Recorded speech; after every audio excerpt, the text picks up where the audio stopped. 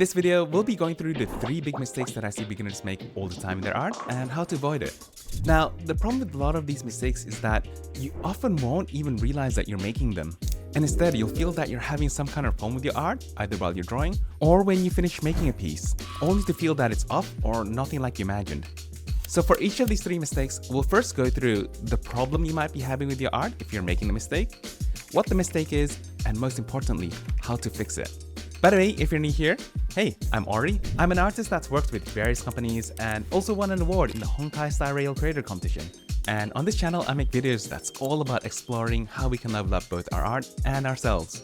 Also, quick thanks to Milanote for kindly sponsoring today's video. If you're looking for a handy app to help you save and organize all your drawing references and be able to access them across all your devices, check out the link below.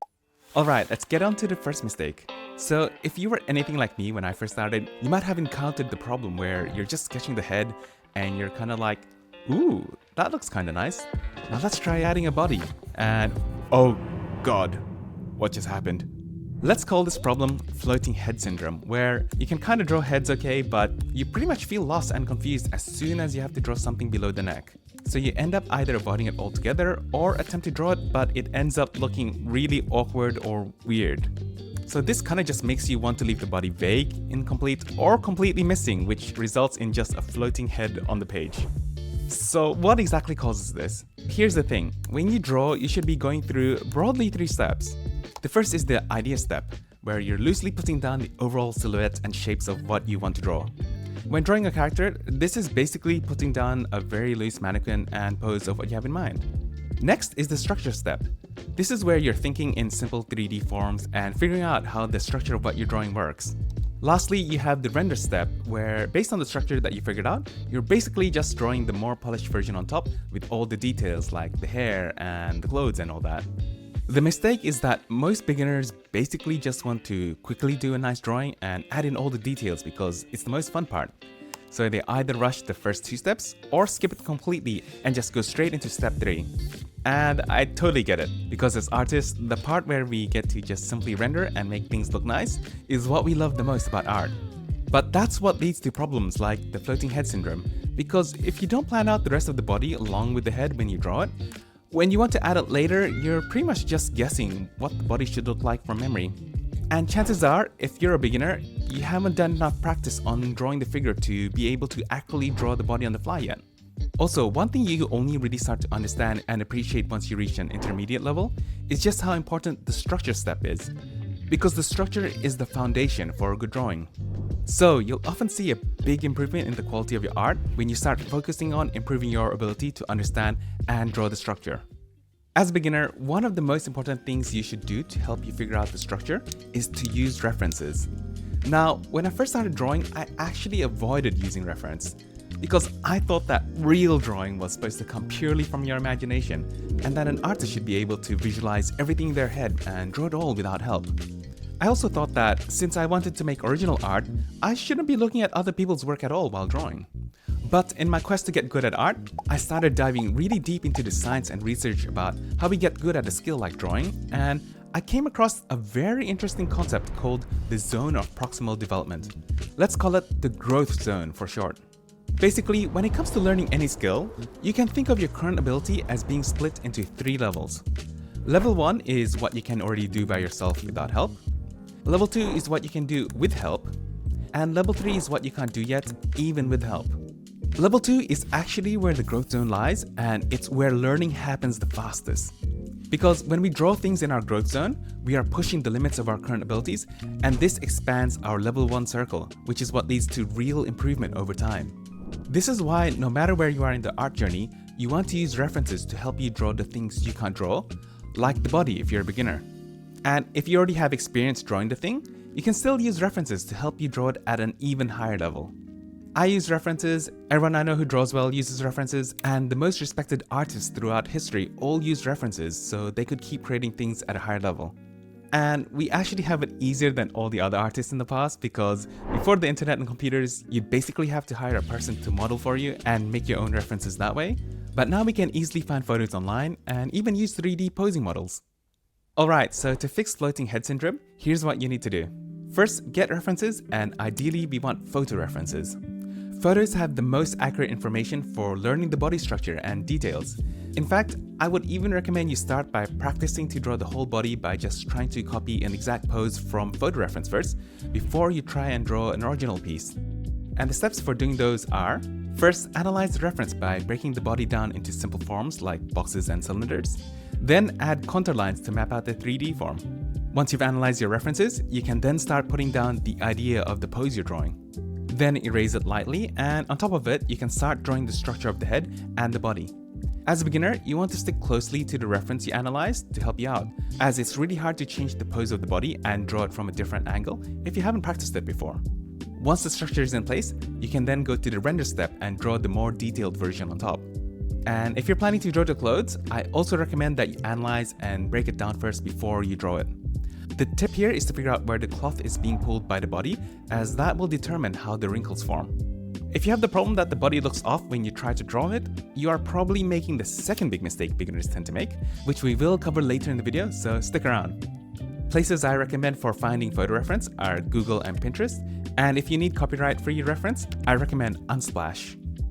Oh, and if you're enjoying the video so far, I hope you consider subscribing so you don't miss out when I make a new one. Now, the one issue you'll run into with photo reference is that it can be really hard to find a photo that matches the pose and angle you want to draw. So sometimes it's best to just make your own. One way is to record a video of yourself doing the pose and then take screenshots from it. This is something I do all the time, and I've actually had family members walk in when I'm in the middle of doing it, so you might want to lock the door beforehand, especially if you're a dude trying to do a cute anime pose. Another way to make your own references is to use a 3D posing app, which is basically a much cheaper and a more convenient version of hiring a real person to pose for you. 3D models are really useful because you can rotate the camera angle around, and depending on the app, you can also pose the model and customize the body type. As an extra benefit, they can also help you understand how the forms of the body exist in 3D space, which might be hard to get from a 2D photo.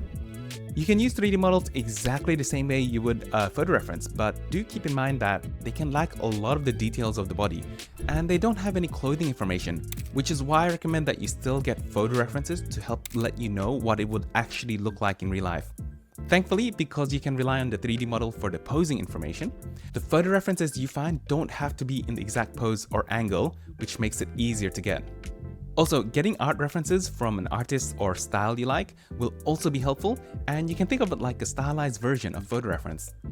For 3D models, I personally use the ones that come with Clip Studio Paint because their models are customizable, and I also use the app to draw, so it's all in one place and convenient for me. The free models over at Pose Maniacs can also be helpful for helping you figure out the anatomy of the body that you're drawing. I'll link to all of these resources down below in case you want to check them out.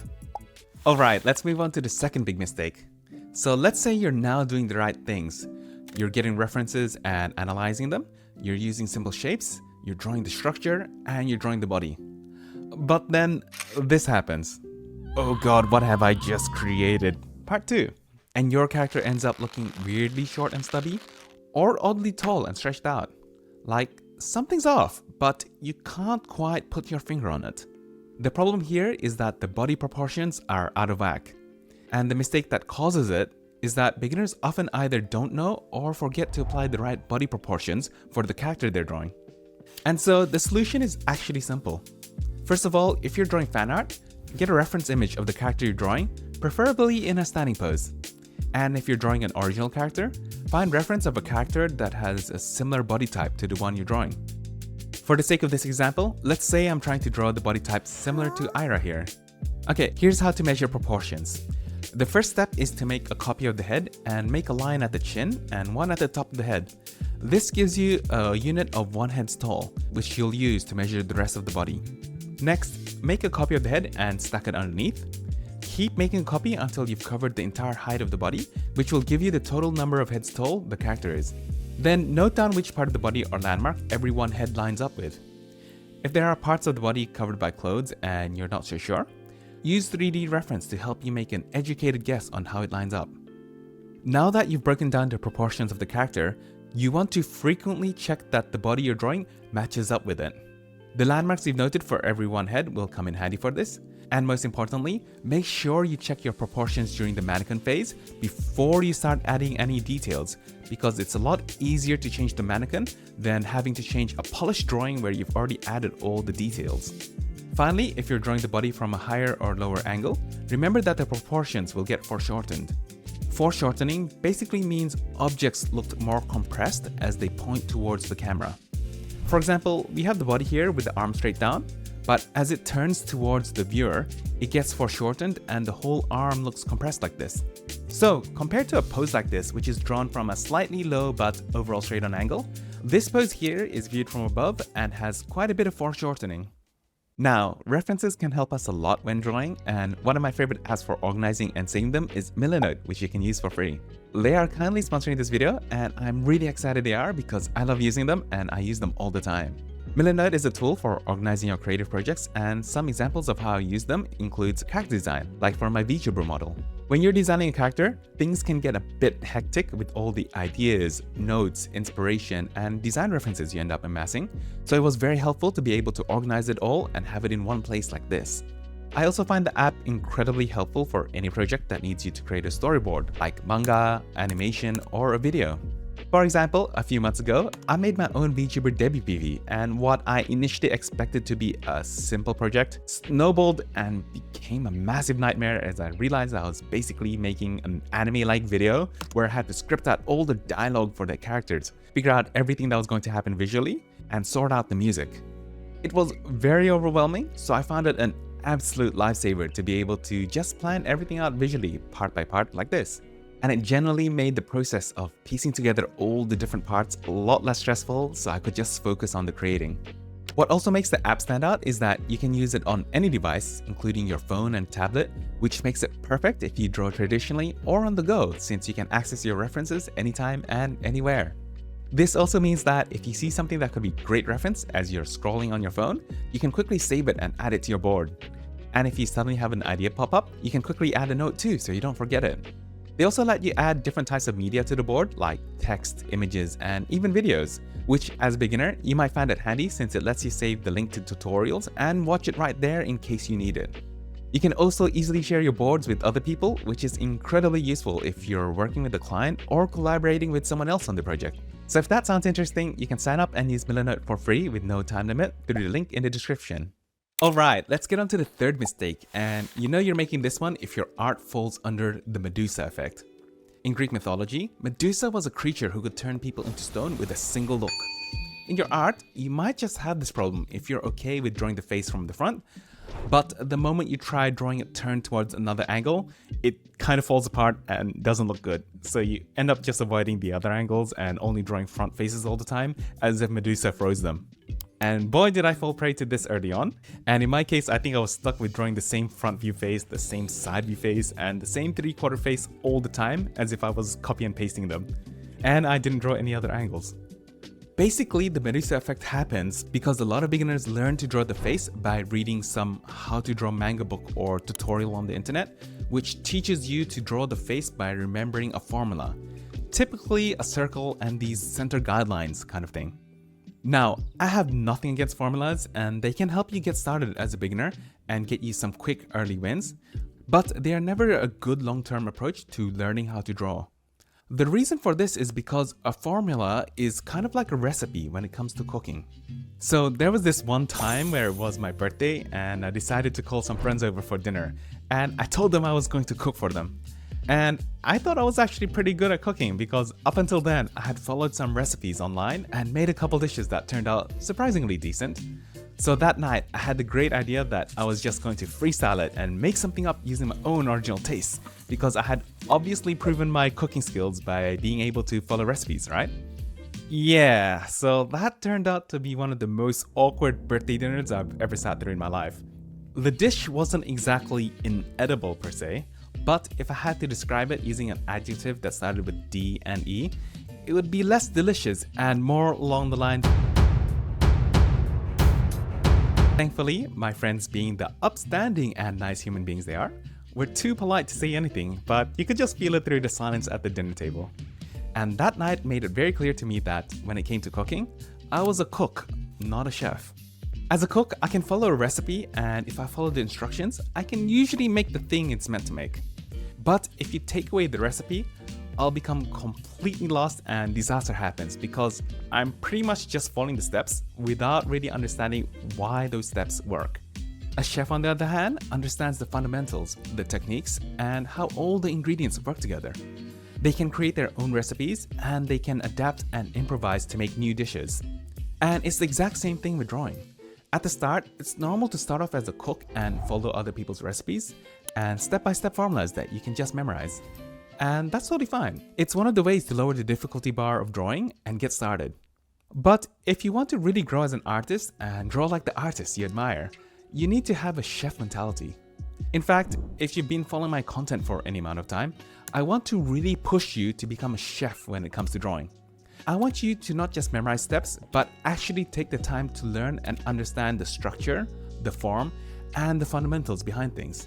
Because that's the only way you can take your art to the next level.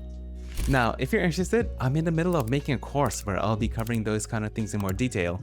And if you want to be the first to know when it's ready, there will be a link below where you can sign up to the waiting list. But anyway, becoming a chef is also the only way to overcome the Medusa Effect. Because similar to the floating head syndrome, the mistake that causes this problem comes from not understanding and figuring out the structure of the head first before you draw it. Because if you just jump straight into drawing the head without first having that structure in place, you'll naturally just fall back on what's easy, like the front face formula you've memorized. So the way to fix this problem is to change your approach from memorizing a formula to actually understanding the form of the head and the angle you want to draw it at. Here's how to do it. The first step is, of course, to pick the angle that you want to draw. Then you want to gather these references. First is a stylized reference of the head, drawn in a similar angle by an artist or in a style that you want to draw like. Second is a photo reference of the head, also in a similar angle, so you know what the real life structure looks like. Finally, you might also find it helpful to get 3D head reference, and Clip Studio has a head model if you're using it. Then you want to analyze the structure in the references by breaking it down to the basic 3D shapes and contour lines. And it is a bit of extra work, but it's totally worth it because it's going to help you really understand the head angle you're drawing and deepen your understanding and ability to draw the structure out. I also recommend drawing the head as a box to help you figure out the perspective of what you're drawing. Finally, use the references you analyze to help you draw the structure for the head you're drawing, and you'll find that once you have the structure in place, it becomes infinitely easier to draw the rest of the head and all the details, and you can use this process for any head angle that you want to draw but aren't sure how to. So it's important that you become a chef when it comes to drawing and not just remember recipes. But it can be very hard to improve if you're not following some sort of structure, because as a beginner, you have no idea what's the best order to learn everything. So I actually made this video where I break down the exact roadmap you can follow to improve as fast as possible in the form of the 7 beginner quests. And that video is here on the left, so go ahead and check it out. This was Ori, thanks for watching all the way to the end, and I'll see you in the next video. Bye!